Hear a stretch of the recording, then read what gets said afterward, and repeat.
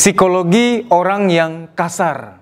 Mengapa orang bisa kasar? Apa penyebabnya? Dan bagaimana cara mengatasinya? Orang bisa kasar karena ada luka lama, luka batin di masa kecil yang belum kelar, yang dia tumpahin ke orang lain sekarang, ke keluarga, ke teman, ke orang-orang tertentu. Jadi orang yang kasar tuh ada luka batin, luka lama yang belum kelar, dia tumpahin ke orang lain, dia teruskan ke orang lain.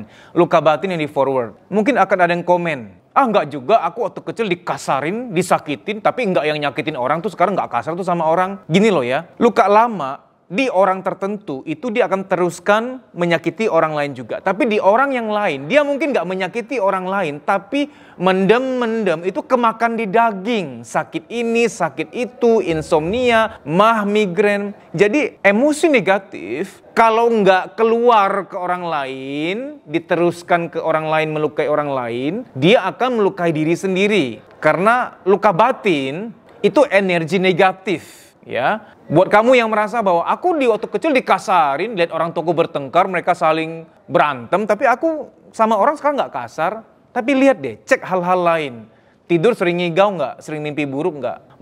Migrain nggak? Ya. Ada kegelisahan, kecemasan nggak? Psikosomatik ada nggak? Psikosomatik tuh ya perasaan nggak enak di badan, yang itu sebenarnya dari stres yang terpendam. Kreativitas belakangan menurun nggak? Gampang pelupa nggak? Dan banyak hal, saya nggak bisa sebutkan satu persatu. Jadi setiap luka batin yang nggak dikelarin itu memang akan mempengaruhi baik orang lain maupun diri sendiri. Memang hanya ada dua tipe orang yang jadinya kasar juga pada orang lain, atau orang yang dia nggak kasar pada orang lain, tapi dia makan ke dalam dirinya sendiri, makan ke daging istilah saya, jadi penyakit. Karena dokter bilang 80% penyakit di badan itu dari psikologis. Ada sampah emosi di pikiran yang nggak keluar, sampah perasaan yang nggak keluar. Nah jadi orang yang kasar kan ada luka batin. Dan jujur saja, saya belak-belakan, orang yang kasar tuh nggak boleh menikah dulu. Harus dipulihkan dulu, diterapi dulu. Cari konselor yang bisa terapi, bukan hanya dinasihati. Karena luka batin, orang yang kasar itu perlu diterapi. Jangan percaya marriage is medicine. Banyak orang percaya bahwa pernikahan itu obat gitu. Setelah menikah akan berubah. Menikah tuh seolah-olah menyembuhkan orang kasar jadi nggak kasar. Sorry ya, pada kenyataannya orang yang kasar makin kasar.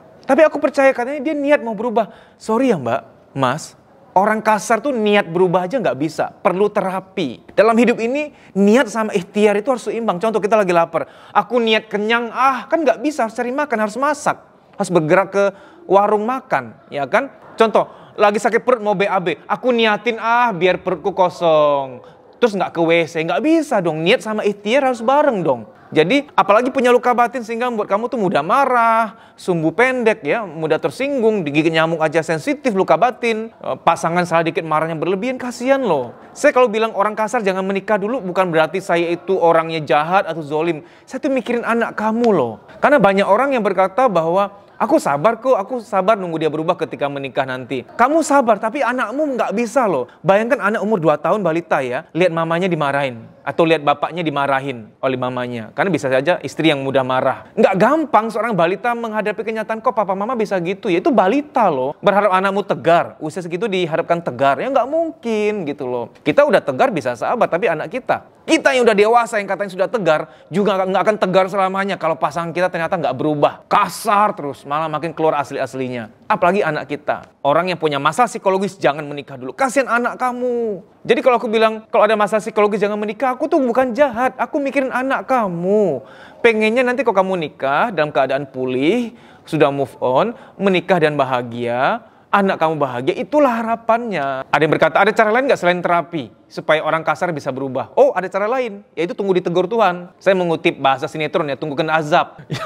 Mau tunggu kena azab, compang-camping loh. Gini, saya punya prinsip, jangan sampai Tuhan yang negor deh. Bener nggak? Kita ikhtiarkan berubah sini, jangan sampai Tuhan yang negor, ngeri banget loh. Dan saya juga nggak punya harapan sama sekali kamu kena azab baru berubah. Kasihin anak kamu udah punya anak 6 tahun, 7 tahun. Kamu lalu kena azab, tragedi yang bisa mengubah kamu. Kasihin anak kamu butuh ayah yang sehat, butuh ayah yang utuh gitu loh. Ya, kenapa saya bilang tanda petik azab? Karena zaman saya masih belum belajar ilmu psikologi, masih remaja, SMA, kuliah gitu ya. Saya lihat ada orang kasar berubah karena peristiwa, sakit-sakitan, kritis, terkena masalah ekonomi, bangkrut. Baru dia berubah. Nah apa iya kita mau tunggu sampai begitu? gitu loh. Mendingan kita ikhtiar dengan ikhlas, berubah dengan alamiah, dengan kesadaran ikut terapi. Mbak, Mas, nggak bisa yang menunggu waktu karena time doesn't heal. Waktu tidak menyembuhkan. Sampai detik ini saya masih pengen cari tahu siapa yang menetapkan kata-kata bahwa time heals, waktu menyembuhkan. Sorry ya, waktu tidak menyembuhkan sama sekali loh. Siapa yang bilang gitu? Aku pengen cari tahu. Soalnya gara-gara beliau, semua orang terlalu percaya bahwa waktu menyembuhkan. Enggak, waktu nggak menyembuhkan. Kalau nggak percaya, Anda sekali ke panti jompo dong. Dengerin oma opa curhat. Beliau walaupun katanya udah pikun, masih curhatin hal-hal yang masa lalu, masa kecil, dibentak orang tua pisah, pasangan mengkhianati, masih ingat semua loh. Pikun itu untuk hal-hal yang jangka pendek, yang memori yang cere-cere gitu. Tapi kalau untuk dilukai, dikhianati, disakiti, itu nggak akan lupa walaupun di masa pikun gitu. Jadi waktu tidak menyembuhkan kalau nggak ada terapinya, ya. Ayo, ikhtiarkan untuk diterapi sampai sembuh. Start 3 bulan dalam kandungan, hamil 3 bulan ke atas, itu bayi sudah merecord. Alam bawah sadar bayi sudah merekam, mamanya sedih, mamanya kecewa, bayinya itu merekam. Itu mempengaruhi kejiwaan gitu loh. Pengennya pas kamu hamil, kamu tuh bahagia karena punya pasangan yang